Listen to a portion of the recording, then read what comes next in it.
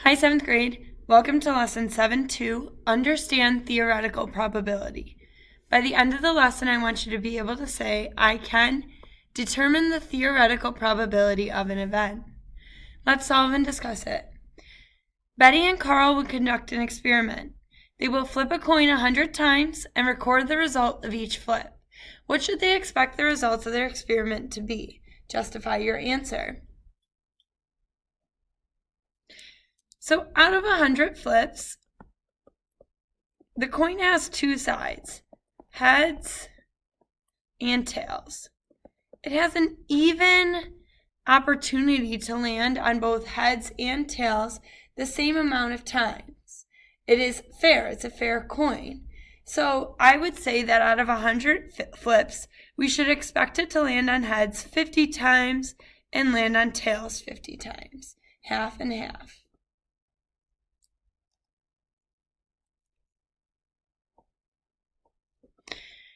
Focus on math practices. How would their expected results change if Betty and Carl flipped a coin 500 times?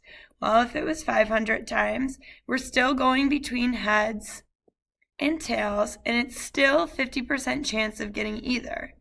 So we're going to take 500, divide it in half, and we should get heads 250 times and tails 250 times. That's what we should get. Now, do we know for sure that's going to happen? Do we think for sure that's going to happen?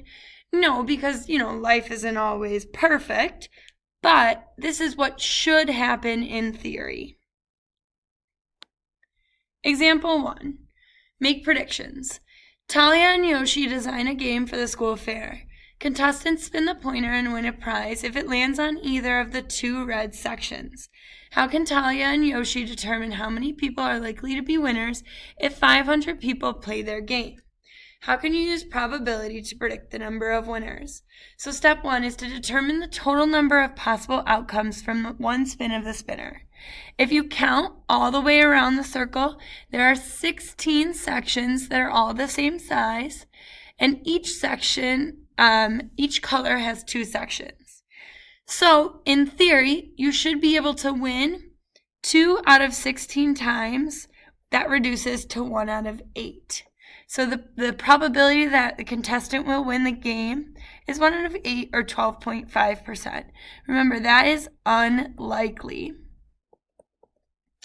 So the step 3 is to use proportional reasoning. You guys are great at this. So we're going to set up a proportion. We know 1 out of 8 is the probability that you'll win. And we want to know out of how many people will win out of 500 total. So then we're going to cross multiply. 1 times 500 gives me 500. 8 times W gives me 8W. To solve for W, to find the number of winners, you're going to divide by 8, and you get W equals 62.5. Can't have half a person, so we're going to say out of the 500 contestants, about 62 are likely to be winners. We don't know that for sure, but that's what we can say theoretically based on the probability. Let's try it. If Talia and Yoshi redesign their spinner to have 14 sections instead of 16, would they likely have more or fewer winners? Well, let's figure out what the probability of winning is. So it's 2 out of 14 now, which is equal to 1 out of 7. To find that percentage, where the probability is, we can do 1 over 7 is equal to x over 100. Part over whole equals percent over 100. 1 times 100 is 100. 7 times x is 7x. Solving for x, we divide by 7. And x equals 14.3. 14.3% chance of winning. Is that greater or less than the chance of winning the last game? It's greater. So there's likely to have more winners because there's a higher probability of winning. If there's always 2 red sections, how does the number of total sections in the spinner relate to the theoretical probability of winning this game? If there's always two red sections, we're always going to take the total sections and divide by 2. That's going to help us get the probability. So the total divided by 2 helps us get the theoretical probability. We'll find the fraction and then turn it into a percent.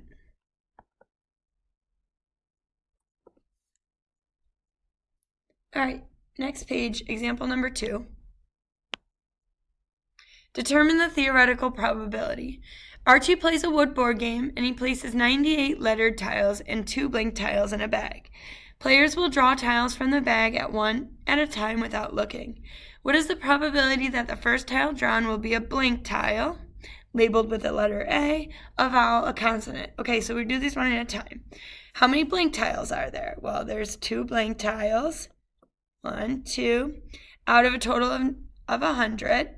So that's 2 over 100, which reduces to 1 over 50. So the probability of pulling a blank tile is 1 over 50. The probability of pulling a letter, well, all of them are letters except the 2 blank ones. So that's 98 total letters out of 100, which reduces to 49 over 50. So this first one was unlikely. This one, probability of pulling a letter, is likely. To pull a vowel, vowels are A, E, I, O, and U. So if we look, the vowels are all up here for us. And they already counted them. There's 42 out of 100, which is 21 over 50, which is still unlikely, but it's getting close.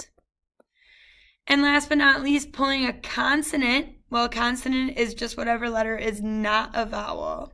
So that's all these other ones after U, but not the blank tiles. So that would be 56 out of 100 or 28 out of 100. And that is more than half, so that's likely. Example 3. Use theoretical probability to make more predictions. Jacqueline also designs a game for the school fair. Contestants roll 2 number cubes at the same time. If the sum of the numbers on the 2 cubes is 7, the player wins. About how many winners should Joaquin expect if 500 contestants play this game? So first we're going to find all the possible outcomes and all the winning outcomes.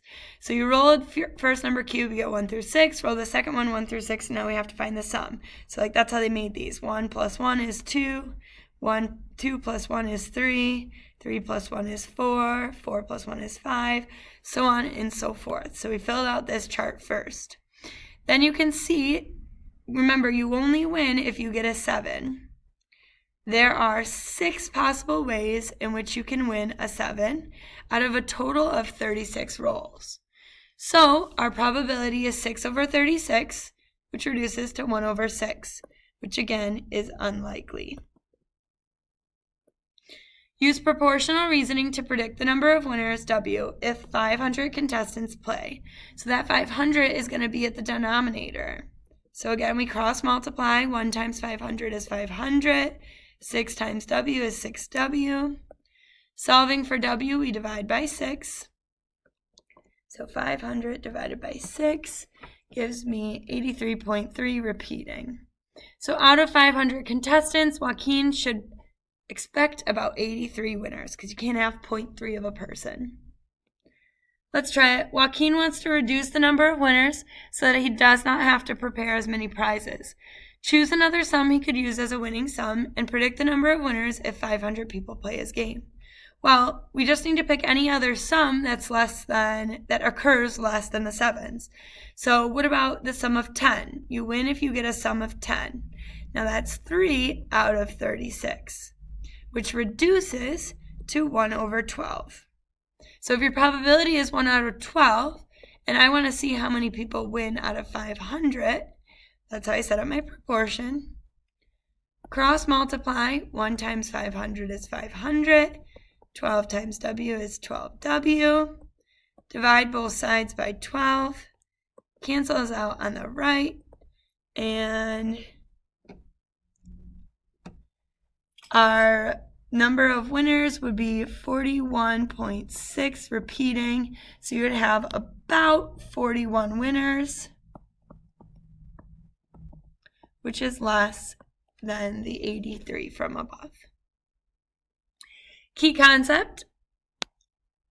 You can determine the theoretical probability of an event if you know all the possible outcomes and they are equally likely. So the theoretical probability is what should happen, what you should expect to happen. You can use theoretical probability and proportional reasoning to make predictions, such as in a game situation. So remember, you use cross multiplication to solve proportional reasoning.